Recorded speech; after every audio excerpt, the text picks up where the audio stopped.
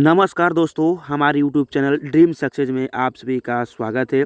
Bihar police की नई vacancy 993 post सिपाही में आई है ऑपरेटर का। ठीक है, ये पोस्ट जो है केवल और केवल जो कैंडिडेट 12th में साइंस लिए हैं उनके लिए ये बेस्ट अपॉर्चुनिटी है, क्योंकि जो नॉर्मल वैकेंसी होती है उसमें तो सारे लोग फॉर्म भर देते हैं, लेकिन ये जो वैकेंसी है इसमें केवल और केवल साइंस वाले ही इस फॉर्म को अप्लाई करेंगे।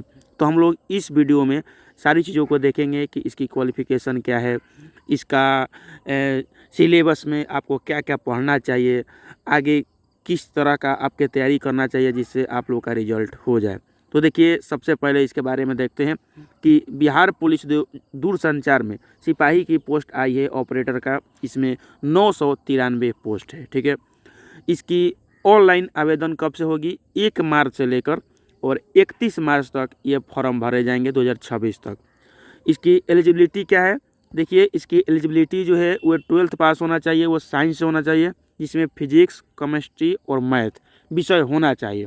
जिसमें ओबीसी और ईडब्ल्यूएस का जो कैटेगरी वाले हैं इनका जो न्यूनतम मार्क्स होना चाहिए 50% होना चाहिए, और जो एससी एसटी वाले हैं उनको मिनिमम 45% मार्क्स होना चाहिए इन फिजिक्स, केमिस्ट्री, मैथ में। एज लिमिट जो है आपकी ये 1/8/2026 को आपकी एज होनी चाहिए 25 वर्ष मैक्सिमम या 18 वर्ष मैक्सिमम यूआर के लिए। बीसी एवं ईबीसी जो पुरुष हैं उनकी उम्र जो है 18 मिनिमम होना चाहिए और 27 वर्ष मैक्सिमम होना चाहिए, और बीसी और ईबीसी जो महिलाएं हैं उनकी मैक्सिमम 28 एवं मिनिमम 18 इस डेट को। ठीक है, और वहीं एससी एसटी पुरुष और महिला को दोनों को हैं 18 वर्ष मिनिमम और मैक्सिमम 30 वर्ष है। ठीक है, पुरुषों की हाइट देखिए तो जनरल एवं बीसी कैटेगरी में 165 है, और जितनी भी महिलाएं हैं सबकी हाइट 155 सेंटीमीटर होनी चाहिए। ठीक है, और जो भी शैक्षणिक योग्यताएं हैं वो 31/3/2026 को, इसके पहले आपकी 12th की सर्टिफिकेट होना चाहिए, माने पास हो जाना चाहिए, आपका 12th आपके पास होना चाहिए 31/3/2026 के पहले का। ठीक है, आप पास हो जाना चाहिए तब फॉर्म को अप्लाई कर सकते हैं। ठीक है, उसके बाद देखिए सबसे बड़ी चीज़ है यहाँ पर जाति, निवास एवं क्रीमी लेयर और ईडब्ल्यूएस के बारे में। देखिए, इसमें 31/3/2026 को आपका जाति आवास एकदम बनकर तैयार होना चाहिए, इसके पहले का होना चाहिए। वहीं देखिए क्रीमी लेयर भी आपका 31/3/2026 के पहले का आपका क्रीमी लेयर होना चाहिए। नॉन क्रीमी लेयर मतलब होना चाहिए, क्रीमी लेयर रहित होना चाहिए प्रमाण पत्र।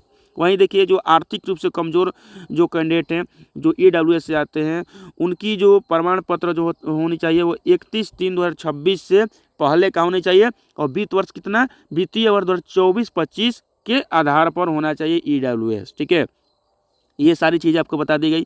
उसके बाद स्वतंत्रता सेनानी के बारे में बताया और ट्रांसजेंडर के बारे में बताया, और आप लोग तो जानते ही हैं, पहले ही मैं बता दिया हूँ कि ऑनलाइन भरने की जो डेट है वो 1 मार्च से है, और ऑनलाइन भरने का लास्ट डेट हो जो 31 मार्च को है 2026 को। ठीक है, अब देखते हैं परीक्षा का पैटर्न। परीक्षा का पैटर्न है, इसमें आपको OMAR सीट पर एग्जाम होगी जिसमें 100 क्वेश्चंस आएंगे। 100 क्वेश्चंस 2 घंटे के लिए दिया जाएगी, और आपकी जो परीक्षा जो होगी वो इंटरमीडिएट के बेस पर होगी, आपके 12th के बेस पर होगी। ठीक है, और इसमें देखिए कौन कौन सा सब्जेक्ट है। सबसे पहले तो इसमें जनरल नॉलेज और जो करेंट अफेयर है इसका 25 क्वेश्चन पूछा जाएगा। फिजिक्स का 12th लेवल का फिजिक्स पूछा जाएगा। 12th लेवल का फिजिक्स में आपको 25 क्वेश्चन फिजिक्स का।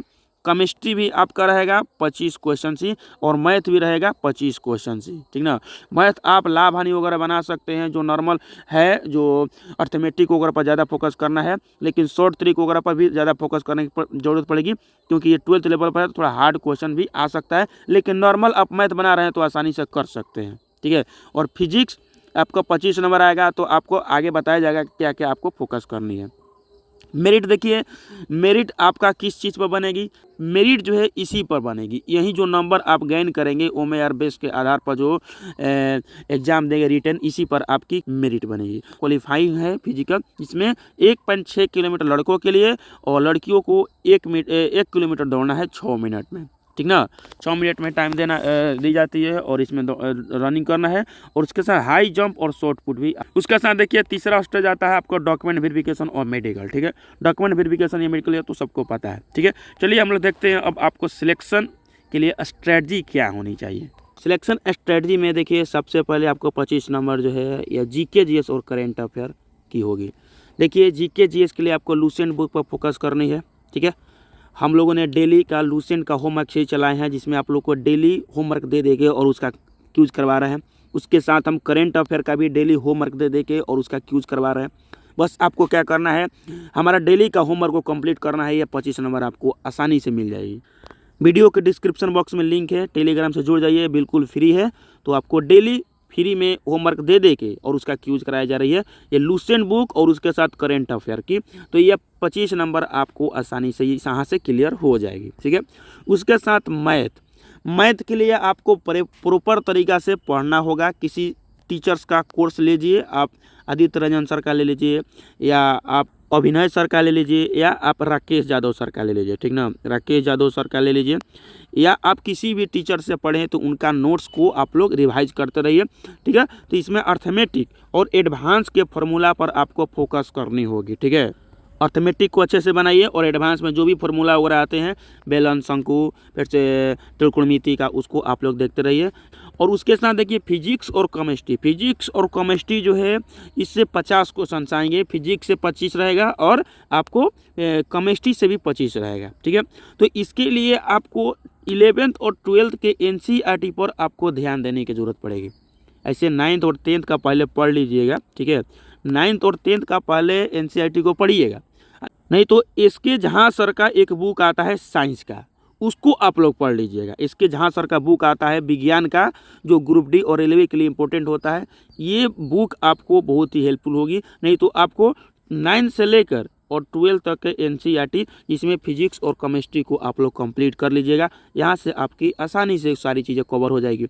देखिए फिजिक्स केमिस्ट्री इस तरह का आएंगे जो नॉर्मल, जिस तरह के रक्त का पीएच मान कितना होता है, फिर से लाल लिटमस पत्र को नीला कौन करता है, इस तरह का क्वेश्चंस आपके एग्जाम में नहीं आएंगे क्योंकि ये 12th बेस पर है और यही आपकी रिजल्ट की निर्धारण करेगी। यही आपका फिजिक्स केमिस्ट्री, क्योंकि 50 नंबर यहीं से आएंगे और मेरिट भी आपकी इसी पर बनेगी। तो आप इससे थोड़ा भी नाकाही नहीं कर सकते, आपको एनसीईआरटी पढ़ना होगा।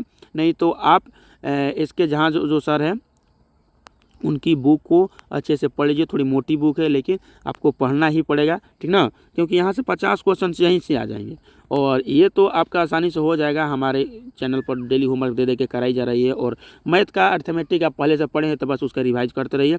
और केमिस्ट्री में आपके फार्मूलाज वगैरह भी, रिएक्शन वगैरह भी देखने को मिलेंगे। तो ये है स्ट्रेटजी। बाकी बहुत ही अच्छी पोस्ट है। इसमें जो नॉर्मल सिपाही के जो पोस्ट होती है, जो नॉर्मल कांस्टेबल के पोस्ट होती है, उससे बहुत ही अच्छी पोस्ट है, ठीक है। तो 993 पोस्ट है और बहुत सारी और वैकेंसियाँ आने वाली है। तो तैयारी को आप ज़बरदस्त तरीके से करते रहिए, ठीक है। और क्योंकि 25 से 30 हज़ार बिहार पुलिस के फिर वैकेंसियाँ आने वाली है।